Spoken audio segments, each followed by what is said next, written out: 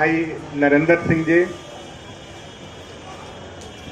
एजा उपस्थित जनाधिकार पार्टी के बिहार प्रदेश में नव गठित जो सांस्कृतिक प्रकोष्ठ बा ओकर अध्यक्ष, बड़हरा विधानसभा क्षेत्र के लोकप्रिय जननेता हमनी के छोट भाई रघुपति यादव जी, मंच पर उपस्थित छोट भाई प्रबुद्ध संस्कृति कर्मी, सचेत समाज कर्मी और संगठनकर्ता संसाद प्रेम जी, पत्रकार अमरेश कुमार सिंह जी, बहुचर्चित रंगकर्मी हमारा पारिवारिक सदस्य रंजन जी, एजा उपस्थित बहुत पुरान एजा के सर्वाधिक हम समझतनी कि अभी वरिष्ठ रंगकर्मी लोग में से, संस्कृति कर्मी लोग में से एक हमारे ग्रामीण छोट भाई अरुण प्रसाद जी और उपस्थित मंच पर तमाम मित्र लोग। सबसे पहले हम पद्मश्री रामचंद्र मांझी जी के स्मृति के नमन करते नहीं, उनका प्रति श्रद्धांजलि अर्पित करते नहीं। हम इस बात के सोच के एक तरह से रोमांचित बानी कि रामचंद्र मांझी जी के रूप में भोजपुरी के उच्च सम्मान हासिल भइल जो ओकरा पहले दूसरा केहू के माध्यम से हासिल ना भइल रहे। ये पद्म पुरस्कार भारत के जनता के द्वारा दिल गई सम्मान होखेला जो समाज के बहुत विशिष्ट लोगन के रिकमेंडेशन पर भारत के सरकार देवेले, राष्ट्रपति जी देवेलन। तो रामचंद्र मांझी जी के ऊ सम्मान मिलल पद्मश्री से, वहाँ के विभूषित भैनी। तो ये अपना आप में देखे खातिर पद्मश्री पुरस्कारन के देशव्यापी जो सूची देखब तो काफी लंबा सूची रहेला, लेकिन भोजपुरी क्षेत्र के लोगन के या वो विशेष रूप से संस्कृति कर्म से जुड़ल लोगन के नामन के क्रम में रुआ देखब तो ये बहुत बड़ सम्मान खाली रामचंद्र मांझी जी के ही नहीं के, ये हमनी के पूरा भौगोलिक प्रक्षेत्र के भोजपुरी बोलने वाला लोगन के बा आये रूप में से हमनी के वहाँ के गौरवान्वित कैले रहनी है अपना जीवन काल में।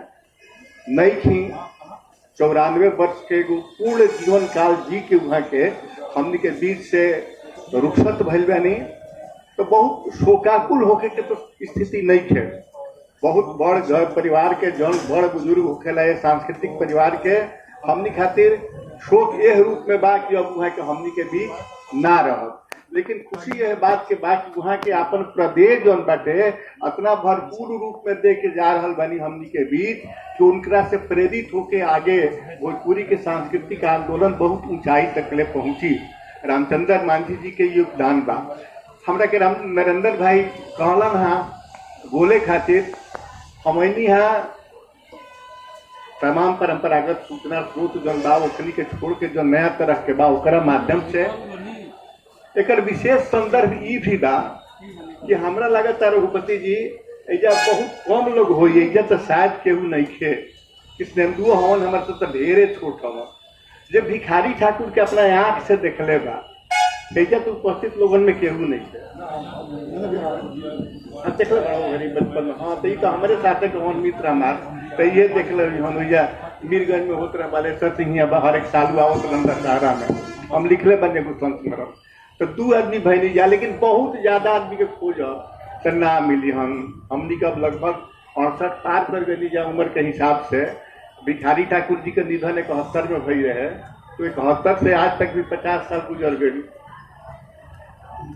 गई ना, 50 साल निश्चित 50-51 साल तो हमनी के देखले रही जा। हमरा सुयोग ई भी मिलल कि बाबूजी हमारे छपरा में रही दरोगा और ठीक ये भिखारी ठाकुर जी के जो गांव के एरिया रहे यह उनका हल्का रहे। पुलिस पदाधिकारी लोग के प्रभार बांटल जाए थाना के क्षेत्र के कई खंड में बांट के, तो बाबूजी के हमरा यह क्षेत्र मिला रहे। वहाँ की सुविधा ही रहे कि वजह से आई साइकिल से गंगा पार करके फिर गाँव से भी घूम के रात भर रह के वहाँ के चल यात्री 15 दिन को हरिया ड्यूटी रहता है। भिखारी ठाकुर जी हमारे डेरा पर आवत रहन छपरा, पशुपालन विभाग में जी डेरा रहे वो आवत रहन। गुप्तेश्वर सिंह स्वर्गीय रामानंद सिंह के सुपुत्र रहन, हो गांव के सरपंच भइलन बाद में।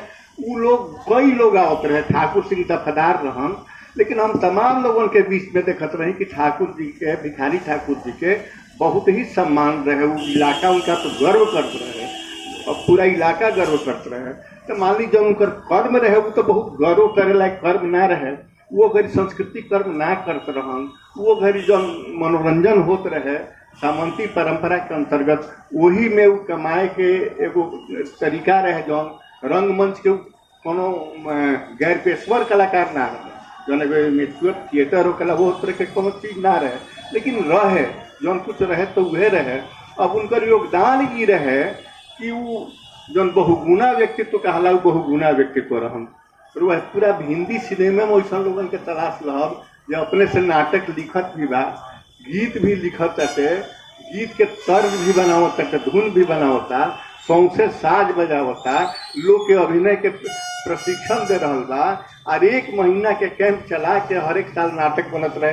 बाद में रुआ सब के पता हुआ सब हमरा से ज्यादा रंगमंच से जुड़ल बानी।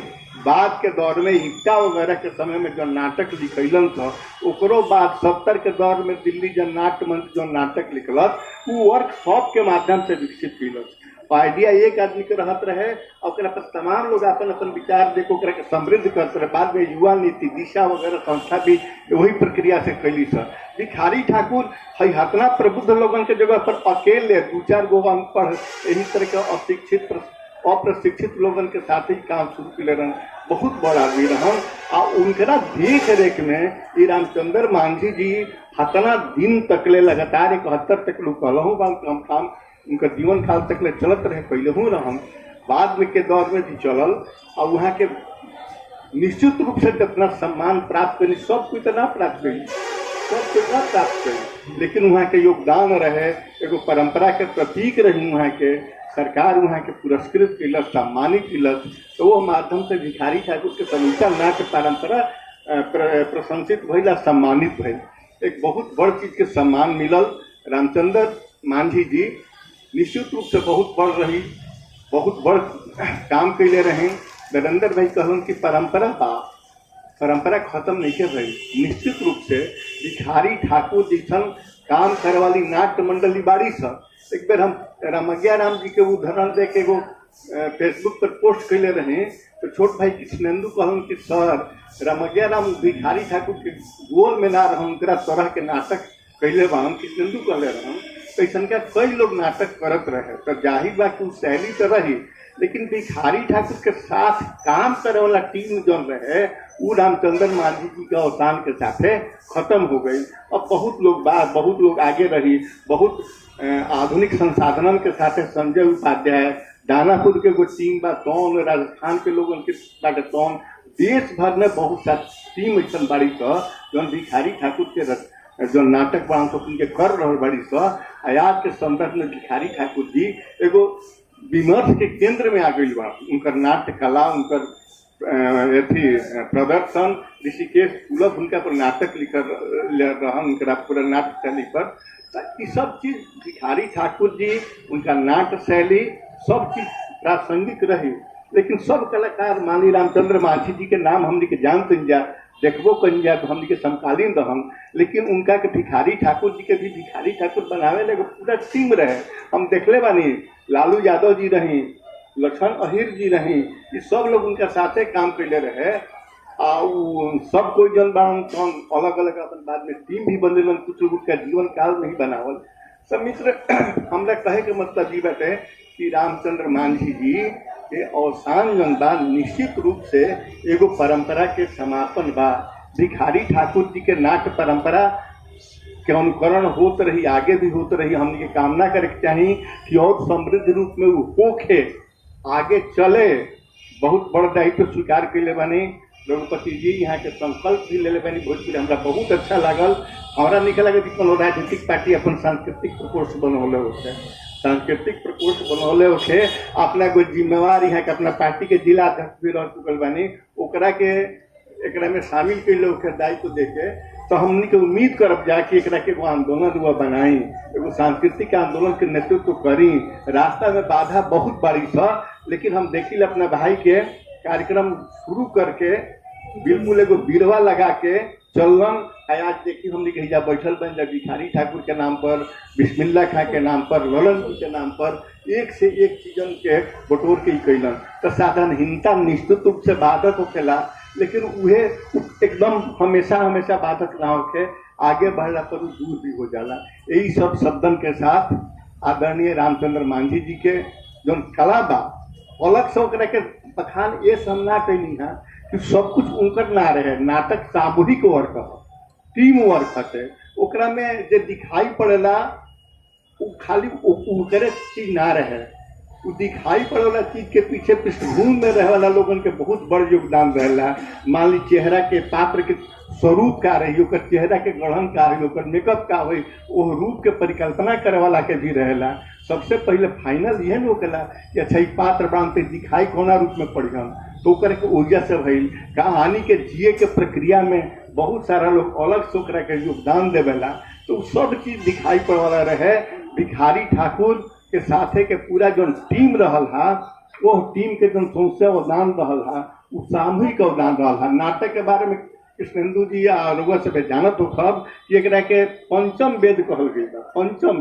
पंचम वेद काहे खातिर कहल गई बेटे कि चारों वेद में जो ज्ञान रहे वो आम जनता तक के पहुँचल संभव ना रहे, ओकरा के पहुँचावल कैसे जाई, तो ओकरा खातिर नाटक के विधा चुनाई। ब्रह्मा कहल जाए कि ब्रह्मा खुद से भरत मुनि के आदेश दिलन कि तू नाट्य शास्त्र के रचना कर। वो नाट्य शास्त्र के रचना कैलन, तो नाट्य शास्त्र में विषय वस्तु से लेके आ मंच के स्वरूप तक सब चीज के चर्चा भइल बाटे। तो ये बहुत बड़ आख्यान है और इतना डेमोक्रेटिक विधा है। वो सब ध्यान दहब हम एकरा के डेमोक्रेटिक जनतांत्रिक विधा कह रहल बानी कि अपना समय में जितना भी कला रूप होखेलन सब के उपयोग नाटक में होखेला। चित्रकला बा ओकरो उपयोग होताटे, वाद्य यंत्र बांध तो ओकरो उपयोग होताटे, संगीत होताटे, नृत्य कला होताटे, रेखा चित्रण हो बा। कौन ऐसा आर्ट नहीं खे जो उनकी नाटक में समाहित ना हो जाए। तो बहुत जनतांत्रिक का पूर्ण विधा है, दृश्य विधा। ओकर एगो टीम के सदस्य रहलन है रामचंद्र मांझी जी। इनका सम्मान के माध्यम से हम पहले ही कहलिए कि भिखारी ठाकुर जी के समूचा उ लोक नाट्य परंपरा सम्मानित भइल। एकरा साथे साथे हमनी के क्षेत्र सम्मानित भइल, हमनी के संस्कृति सम्मानित भइल। तो अपना क्षेत्र के ये संस्कृति पुरुष के जो हमने सबके गौरवान्वित होके के अवसर प्रदान केलक, हम भीतर से बार बार अपन श्रद्धांजलि अर्पित कर रहे बानी। सुननी एकरा खातिर बहुत बहुत धन्यवाद।